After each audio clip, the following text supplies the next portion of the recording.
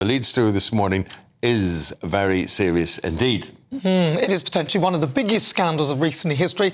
The government has been running a secret evacuation and resettlement scheme for thousands of Afghans. That's after up to 100,000 lives, including those who served alongside the military, the British military, were put at risk by the Ministry of Defence. This was following a major data breach. And this was, of course, in an attempt to keep the scandal hidden for years. The previous Conservative government used an unprecedented super injunction to stop it from being reported. John Healey's the Defence Secretary. We'll be interviewing him live on the programme this morning. He apologised to those affected as it's revealed the total cost could exceed £7 billion. Mr. Speaker, this serious data incident should never have happened.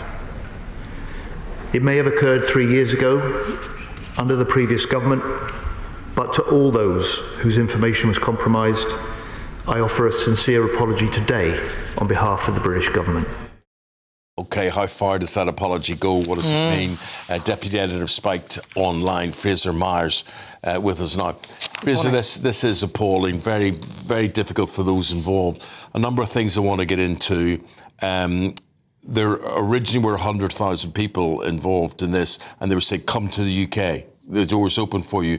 Now we believe that's been cut to about 25,000. The others will still be looked after, still paid for. The staff to still be compensated. Just give us what you know about this breach. Well, the breach begins in February 2022 when a Royal Marine is basically trying to ascertain who should be eligible to come on the UK government's Afghan resettlement scheme. And he does this by using an unauthorised, basically getting in touch with some of his Afghan contacts. And instead of sending a list of, say, 15 names, 10 names, he ends up sending the whole spreadsheet. And he does this twice. Now, this doesn't become apparent until August 2023, and suddenly it starts appearing on Facebook. There's a concerned citizen who writes to his local MP who says, I've seen this list, the people are in danger. There's also someone, an Afghan, who was essentially rejected for asylum and says, I'm going to disclose this information. And then suddenly the MOD sort of springs into action, not only to relocate many of the people on that list because they're Excuse me, why haven't they relocated the civil servant involved? Well, we don't know what's happened to the civil servant involved. I mean, if Whitehall's only to go by, maybe he's been promoted and given a knighthood. Who knows? Do we know who he is? That person has not been named, and I doubt they will be because. So who was he planning to send this list to?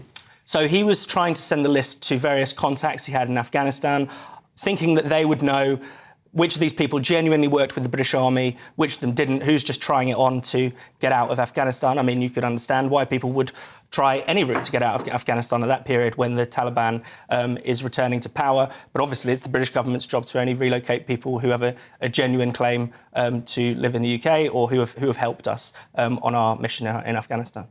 So why have the reporting restrictions now been lifted? Well, so this is the longest super injunction that has ever been imposed on any subject. It's the first time the government has ever taken out a super injunction, which is extraordinary. It's finally been judged that either the risk to those lives was not as great as it was feared. That might either be because the list didn't end up in the hands of the Taliban, or perhaps now that the Taliban has been in power for so many years, they have no intention to go after these people and kill them. That seems to have been the judgment from the inquiry that allowed John Healey to finally lift the injunction. So what about the people who were on the list? Are they now, because I heard that people were trying to sue the government. Yeah, around 1,000 people already are planning to sue the government because of the potential danger their lives are put in, but also their personal data being, that in and of itself is a massive problem. So the cost of this could potentially go up even further. Who knows how much money the lawsuits will result in. Using the internet without a VPN, a virtual private network, is a bit like taking to the road without car insurance. All it takes is one unlucky moment to cost you a lot of cash. This video's sponsor is Private Internet Access. They are the VPN to help keep you safe. Click the link in the description below to find out why over 30 million people have downloaded PIA to protect themselves online. A virtual private network is an app that hides your IP address and helps keep your data private. When you're browsing the internet at home, you give up a large amount of data to businesses, to shops, and indeed to social media giants too. Hackers have the ability to steal your personal data with ease, including sensitive information such as passwords, keystrokes, and even your personal photos. Private internet access helps protect your personal data by encrypting your internet connection to keep your data out of the hands of cyber criminals. And it's not just hackers either to be concerned about. Information can be censored too. When Canada passed their C18 bill, social media giants decided to ban news content on their platforms. But PIA can protect your ability to consume the news and content you love. Private internet access is available for Windows users, Mac OS, Android, Linux, iOS, and you can use one PIA subscription to protect an unlimited amount of devices. And we've got a huge GB News discount for you too. Click the link in this video's description and you'll get a massive 83% off PIA. That's under £2 a month, the price of a coffee, and you'll get an extra 4 months completely free on top. Also, there's a 30-day money-back guarantee too. Visit piavpn.com/GB News to start protecting yourself digitally today.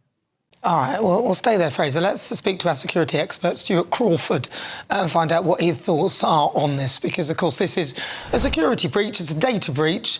So what are the implications for the government? Good morning, Eamon. I mean, this is, not to put too fine a point on it, a national scandal and a disaster in so many sort of different planes. First of all, it's a PR disaster for the government and the Ministry of Defence. But more importantly, I think it's a moral and ethical disaster for all those involved in the cover-up. And it places deep suspicion amongst people like me and all my former colleagues in the military and indeed in the wider population about how reputation management within the government is more important than making sure that people don't come into danger for this data leak. And I think that there's a great danger that the Royal Marines officer who made the mistake, and it was a disastrous mistake, is scapegoated for this, whereas the real reason for this is systemic failures within the Ministry of Defence and the government's handling of data and a lack of control and balances and checks and balances over this sort of thing. And it's absolutely scandalous. Yeah.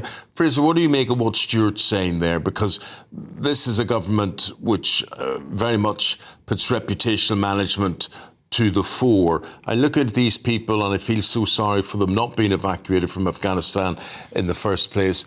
A lot of them assisting British interests during the time, and now the Taliban in power.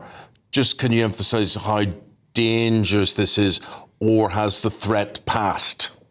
Well, we never know if the threat's going to pass. You know, these people have essentially, by appearing on this list, have essentially been identified as traitors, if you like, because they were helping the British, the enemy of the Taliban. So, of course, they're in extraordinary danger, and we have a duty to help them. And I think, you know, it's really important to emphasise what was just being said there. The cover-up is absolutely extraordinary. Yeah. The British government silencing the press, silencing MPs, silencing some people. But you could argue that was in the safety interests of the people named. I think certainly in the interests of the people named, but I think it gets to a point where for us to not even know that this resettlement scheme is going on, for people throughout the country where those migrants are being settled, they had no idea what's going on. I mean, it would have been good to know that actually some of the people arriving were helping British forces and had not just appeared randomly. Stuart, how do we resolve this? Can this be fixed? Well, I mean, the answer is I don't know, because there are so many unknowns in the whole episode. We don't know if the Taliban has got the list, access to the list of Afghans who helped British forces during that particular conflict. I very much suspect that if they didn't before now, they certainly have got hold of it now. And we don't know how many people have been targeted by the Taliban because they're on that list. And so it's probably unfixable. in the short to medium term. But I think it's the cover-up. It's like Watergate all over again. It's not what happened that, in fact, takes centre stage. It's the cover-up that is the most deeply troubling part of it, including the covert relocation of Afghans into the UK on flights which were not announced via RAF Brize Norton and Stansted. And as I said before, it is a national scandal. And who knows what else has still got to come out. Who knows? Stuart, appreciate you putting us in the picture. Thank you. We've got to leave it there. Thank you. And Fraser, for the moment, thank you. Come back and see us after 7 o'clock. Thank you. I don't know any other country, really, that will be that focused on mistakes that they've made. And then, even though, because, I'm probably speaking completely out of turn, but I just sometimes think that, we often in this country try and do our best. Often it goes wrong. Sometimes we get it right. But in other countries, so say this happened in Ghana, where there was a data breach where a civil servant made a mistake, this wouldn't be national news.